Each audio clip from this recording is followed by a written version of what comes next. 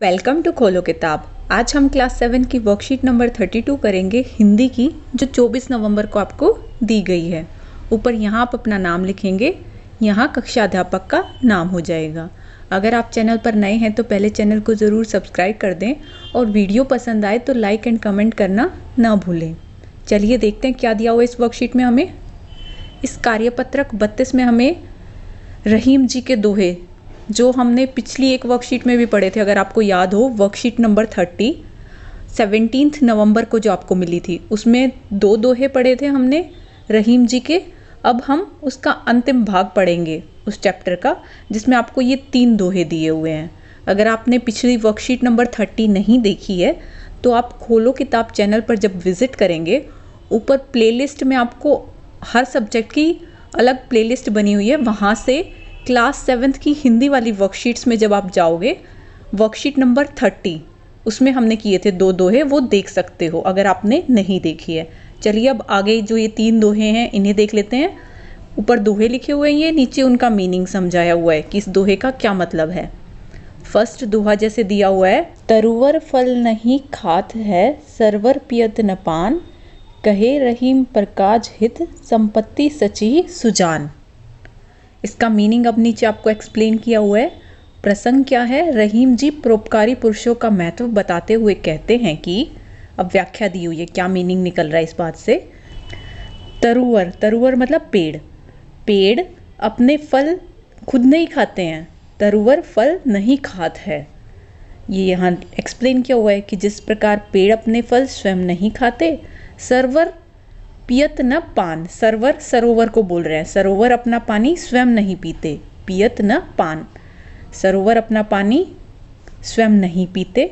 उसी प्रकार रहीम जी क्या कह रहे हैं, प्रकाज हित संपत्ति सची सुजान, जो परोपकारी या सज्जन पुरुष होते हैं वो दूसरों के भले के लिए अपनी संपत्ति इकट्ठा करते हैं, संचय करते हैं दूसरों की सहायता करने के लिए।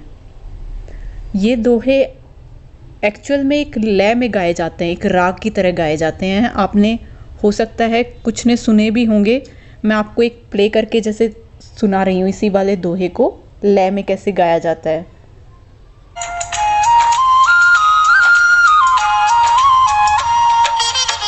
सरवर फल नहीं खात है, सरवर पियहि न पान, तरवर फल नहीं खात है, सरवर पियहि न पान, कही रहीम पर काज हित, संपत्ति संचय सुजान, रहीमा संपत्ति संचय सुजान। आप में से कई ने ऐसे सुना भी होगा दोहों को। अब नेक्स्ट दोहा जैसे आपको दिया हुआ है, ये अब आप लोग भी साथ में, जब म्यूज़िक चलेगा तो आप लोग साथ में गाने की कोशिश करना, जो ये नेक्स्ट वाला दोहा है।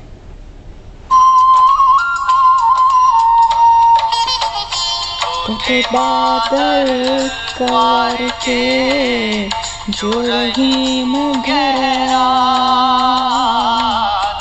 होते, बादल कार के जो रहीम घरा,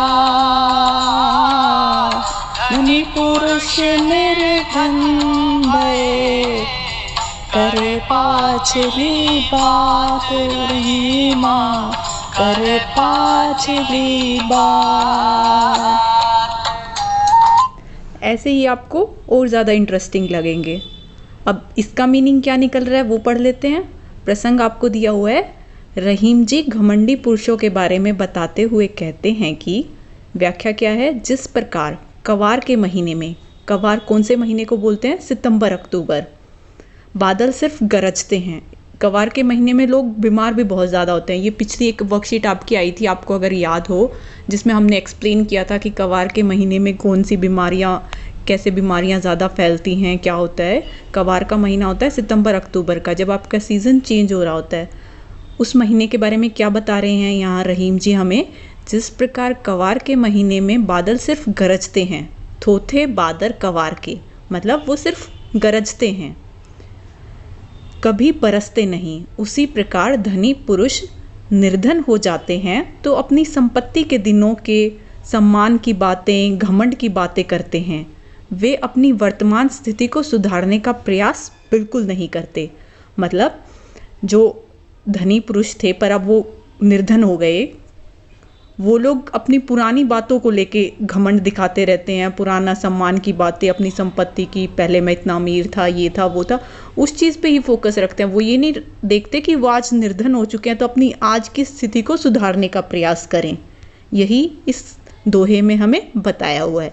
नेक्स्ट दोहा दिया हुआ है, अब इसको भी आप वैसे ही रीड करने की कोशिश करना जैसे लय के साथ हमने बाकी ये दो दोहे पढ़े हैं। धरती की सी रीत है सीत धाम ओ में, जैसी परे सो सही रहे, त्यो रहीम यह दे रहीमा, त्यो रहीम यह दे। अब इसका प्रसंग क्या निकल रहा है? रहीम जी धरती की तुलना हमारे शरीर से करते हुए कहते हैं कि किसको कंपेयर कर रहे हैं? धरती को हमारे शरीर से। क्या व्याख्या दी हुई है? जिस प्रकार धरती सर्दी, गर्मी और बरसात के मौसम को जिस प्रकार वह होता है उसी प्रकार सह लेती है। धरती चाहे सर्दी हो, गर्मी हो, बरसात हो, जैसा भी मौसम हो उसी प्रकार से सह लेती है। जैसा भी है वैसा ही सह लेती है। उसी प्रकार मनुष्य का शरीर दुख और सुख को या अच्छे और बुरे समय को उसी प्रकार सह लेता है। जैसे धरती ने सर्दी, गर्मी, बरसात के मौसम को जैसा था वैसा सह लिया, वैसे ही मनुष्य का शरीर भी सुख, दुख, अच्छे बुरे समय को उसी प्रकार सह लेता है, जैसा भी समय होता है सह लेता है। अब क्वेश्चन आंसर देख लेते हैं। फर्स्ट क्वेश्चन दिया हुआ है, सज्जन पुरुष की क्या पहचान है? तो फर्स्ट दोहा जो अभी हमने रहीम जी का पढ़ा था उसमें सज्जन पुरुष की क्या पहचान बताई थी कि वो हमेशा दूसरों की मदद करता है, उनके लिए धन का संचय करता है। तो आप इसके आंसर में लिखेंगे, सज्जन पुरुष की यह पहचान है कि वह दूसरों के भले के लिए ही अपनी संपत्ति का संचय करते हैं, अर्थात दूसरों की सहायता करने के लिए ही धन इकट्ठा करते हैं और उनकी सहायता करते हैं। नेक्स्ट क्वेश्चन है, कवार के महीने में क्या होता है? कवार का महीना सितंबर अक्टूबर वाला टाइम, उस टाइम पे क्या होता है? दोहे में हमें एक्सप्लेन क्या होता है। हम यहाँ ये मत लिख देना कि कवार के महीने में बीमारियाँ ज़्यादा होती हैं। जो हमने दोहे में पढ़ा है आप वही आंसर लिखेंगे। और दोहे में हमें बताया हुआ है कि कवार के महीने में जो बादल होते हैं वो सिर्फ गरजते हैं, बरसते नहीं हैं। तो आप इसके आंसर में लिखेंगे, कवार के महीने में बादल सिर्फ गरजते हैं, कभी बरसते नहीं। नेक्स्ट क्वेश्चन है, धरती बादल शब्द के 3 पर्यायवाची शब्द लिखिए। आपको ये 2 शब्द अलग अलग हैं, धरती अलग है, बादल अलग है। आपको धरती के 3 पर्यायवाची शब्द बताने हैं और बादल के 3 पर्यायवाची शब्द बताने हैं। पर्यायवाची शब्द क्या होते हैं? जिसका सेम मीनिंग हो। धरती को आप और क्या क्या बोल सकते हो? भूमि भी बोलते हैं, जमीन भी बोलते हैं, भू भी बोलते हैं। ऐसे ही आपको बादल के भी कोई 3 पर्यायवाची शब्द, बादल को और क्या क्या आप लोग बोलते हैं वो लिखना है। तो आप जो भी आपको याद रहे वही लिखना है। ये सारे मत लिख देना, जो आपको याद रहे। जैसे धरती को पृथ्वी, भूमि, भू या जमीन, ये तो नॉर्मल सबको ही पता होगा। वसुंधरा और धरा भी बोलते हैं धरती को। तो आपको 3 लिखने, इनमें से कोई भी 3 जो आपको याद रहे वही लिखना। नेक्स्ट बादल, बादल को मेघ भी बोलते हैं, घन भी बोलते हैं, जलधर भी बोलते हैं। तो आप जो आपको याद रहे सिर्फ वही 3 लिखें। इनके अलावा और भी बहुत से पर्यायवाची शब्द होते हैं इनके, अगर आपको वो याद है तो आप वो लिख देना, धरती के और बादल के। नेक्स्ट क्वेश्चन है, रहीम जी ने धरती और हमारे शरीर में क्या समानता बताई है? जो लास्ट दोहा अभी हमने पढ़ा था वर्कशीट में, उसमें धरती और हमारे शरीर को कंपेयर करके रहीम जी ने बताया था कि जैसे धरती हर मौसम को सहन कर लेती है, वैसे ही हमारा शरीर भी जब सुख हो, दुख हो, हर चीज़ को वैसे ही सहन कर लेता है। तो आप इसके आंसर में लिखेंगे, रहीम जी ने धरती और हमारे शरीर में यह समानता बताई है कि जिस प्रकार धरती सर्दी, गर्मी और बरसात के मौसम को जैसा होता है वैसे ही सह लेती है, उसी प्रकार मनुष्य का शरीर दुख, सुख, अच्छे और बुरे समय को जैसा हो उसी प्रकार सह लेता है। नेक्स्ट क्वेश्चन दिया हुआ है आपको, परोपकार का अर्थ है दूसरों की सहायता करना। बच्चों, क्या आपने कभी किसी पर परोपकार किया है? विस्तार से लिखिए। आपने किसी की हेल्प की हो, किसी को जैसे भूखे को खाना खिलाया हो या किसी ज़रूरतमंद की वैसे हेल्प की हो, कुछ अपना पुराना सामान दे के, या फिर गलियों में जैसे पालतू नहीं, जो आवारा पशु वगैरह होते हैं, गाय वगैरह या कुत्ते वगैरह, उनको खाना वगैरह आप रोज़ खिलाते हो, वो भी एक तरीके से परोपकार का ही काम होता है। उन लोगों को खाना, भूखे को खाना खिला देना, प्यासे को पानी पिला देना, या किसी ज़रूरतमंद की वैसे हेल्प कर देना। किसी गरीब के पास कपड़े नहीं, आपने अपने पुराने कपड़े उसे दान दे दिए हों, इस तरह से आपने किसी की भी कोई भी हेल्प की हो, आपको वो एक्सप्लेन करना है। जैसे मैं यहाँ लिख रही हूँ, मैं भी अपने माता पिता की तरह दूसरों की सहायता व गरीबों और ज़रूरतमंदों की मदद करती हूँ। आप अपने पेरेंट्स को देख के ही सीखते हैं। आपके पेरेंट्स अगर हेल्पिंग नेचर के होंगे, सबकी हेल्प करते होंगे, तो वो क्वालिटीज़ अपने आप आपके अंदर आ जाएंगी। फिर आपका भी नेचर वैसा ही हो जाएगा, जैसे आपके पेरेंट्स होंगे उन जैसा नेचर आपका भी बन जाएगा। आप भी फिर दूसरों की हेल्प करोगे। मैं अपनी पुरानी पुस्तकें, कपड़े और खिलौने उन बच्चों को देती हूँ जिन्हें इनकी ज़्यादा ज़रूरत होती है। अब कई लोगों के घर में ऐसे ही पुराना सामान पड़ा रहता है, वो लोग यूज़ भी नहीं करते हैं। आपके पुराने कपड़े पता नहीं कब से अलमारी में, बेड में ऐसे ही पड़े रहते हैं। अगर वो आपके यूज़ के नहीं हैं, आपको नहीं यूज़ करने, तो किसी गरीब को, किसी ज़रूरतमंद को दे दो। अब सर्दियाँ वैसे आ रही हैं, तो गरीब आपको रोड के साइड में देखा होगा कई बार, उनके पास ओढ़ने के भी कपड़े नहीं होते हैं।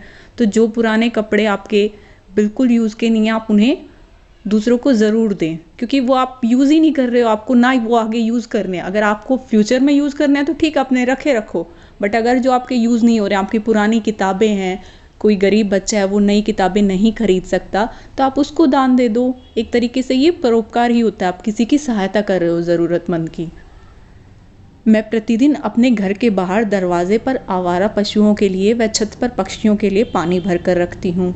ये भी परोपकार का ही काम होता है। आप ऐसा भी कर सकते हो, या आप और जो भी परोपकार के काम करते हो आप इसमें वो भी लिख सकते हो। ज़रूरी नहीं आपको यही लिखना है, जो भी आपको लगता है कि आप किसी की हेल्प करते हो वो लिख देना, चैरिटी करते हो एक तरीके से। इसी के साथ ये वर्कशीट आपकी कंप्लीट हुई। मिलते हैं नेक्स्ट वीडियो में अगली वर्कशीट के साथ। Don't forget to like, comment, share and subscribe the channel. Thank you.